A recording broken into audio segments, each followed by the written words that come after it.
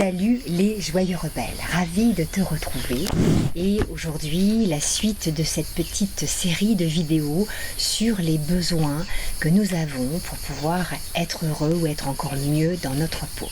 Et aujourd'hui, le besoin d'être entendu. Alors, si tu as besoin d'être entendu d'une certaine façon, cette vidéo, elle est pour toi.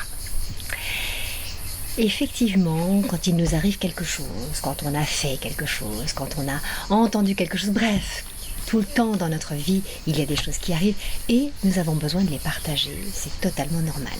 Alors, ce que nous faisons, c'est que nous allons chercher une oreille.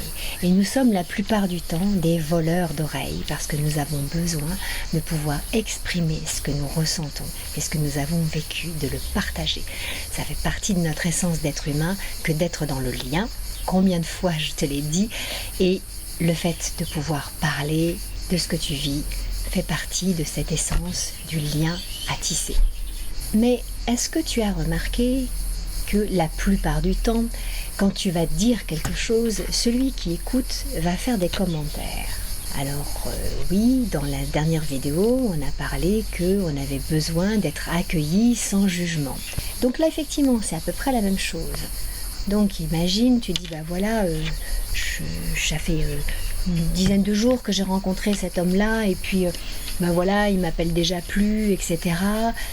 Et l'autre qui va écouter, la plupart du temps, va émettre un commentaire.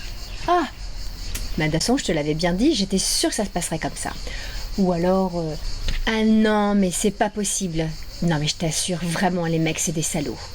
Non mais je te conseille vraiment, reste pas avec lui. N'insiste pas, le rappelle pas, fais-le mariner. Voilà, moi c'est ça que je te dis. Et donc je me retrouve dans cette situation où l'autre commente ce que je devrais faire, ce que je ne devrais pas faire, ce que je devrais dire, ce que je ne devrais pas dire.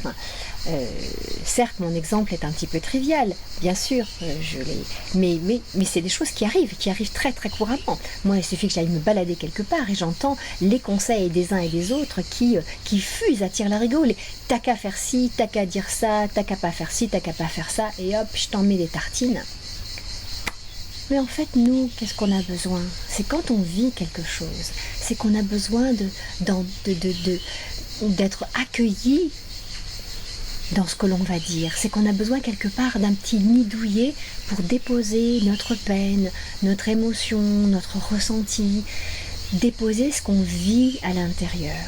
Et à chaque fois qu'on va parler avec notre cœur de ce qu'on vit et que l'autre va nous filer des conseils, qu'on n'a rien demandé quelque part, eh bien, ça nous sort de notre cœur pour pouvoir nous remettre dans notre mental. Or que c'est tellement compliqué de sortir de ce mental pour se mettre dans le cœur. Et c'est ce qui se passe quand l'autre intervient avec ses conseils et avec ses commentaires.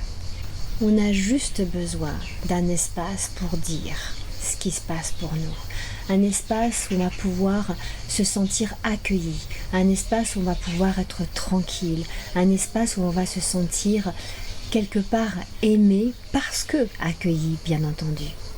Ce qui se passe, c'est que quand j'ai cet espace d'accueil pour pouvoir dire ce que je ressens, eh bien, je me sens personnellement agrandie, mais ça me permet en même temps de m'entendre, d'entendre mon processus dans ce que je suis en train de vivre, et que quelque part, ça va me faire grandir. Je me sens exister, et le fait de pouvoir être accueilli, il y a comme une gratitude bien entendu vis-à-vis de celui qui m'accueille, qui accueille mes mots, qui accueille mon émotion, mais également cela donne un sentiment de confiance en soi, et bien sûr un sentiment de confiance en l'autre, puisque là le partage est un partage de cœur, parce qu'il n'y a pas de commentaires, parce qu'il n'y a pas de jugement. Et quand je m'entends parler, eh bien, je vais trouver ma solution. Donc, dans l'exemple que je t'ai donné, là, voilà, effectivement, j'ai rencontré un homme il y a une dizaine de jours, ça commençait à bien marcher, etc. Et puis finalement, cet homme-là ne me rappelle pas. Eh bien, de parler de ça, de ce que ça me fait, eh bien, ça me permet de conscientiser ce que je suis là en train de vivre. Et qu'en ayant conscience de ce que je vis, eh bien, je vais savoir comment agir, comment transformer mon émotion, je vais savoir quoi faire, et là, je n'ai donc pas besoin de l'autre pour qu'il me donne un conseil. J'ai juste besoin, moi, de savoir où j'en suis. Et quand l'oreille de l'autre est active, quand je sais être entendue, eh bien, ça se passe beaucoup plus facilement pour moi et je trouve mes solutions. Alors bien entendu, pour pouvoir trouver la bonne oreille, il faut choisir la bonne personne. Mais je suis sûre qu'autour de toi, tu as quelqu'un de bienveillant qui sait accueillir ta parole.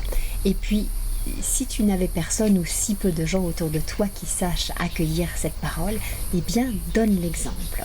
Et dans la prochaine vidéo, eh bien, ce sera ça. Ce sera cette thématique-là, c'est savoir écouter. Pouvoir être accueilli dans sa parole, c'est une chose, mais il faut pouvoir avoir quelqu'un qui sait nous écouter. Est-ce que toi, tu sais écouter? C'est pas si simple que ça. Alors, je te laisse aller regarder en bas de la vidéo, il y a une mini-formation qui t'est offerte sur les piliers de la santé, voilà, donc regarde, il y a plein de choses qui sont en place et qui sont offertes là juste en dessous de cette vidéo. Et puis abonne-toi, comme ça tu vas recevoir d'ici quelques jours la suite de cette thématique sur nos besoins. En attendant, je te souhaite de prendre grand soin de toi et puis je t'embrasse fort et à très bientôt. Bye bye les joyeux rebelles.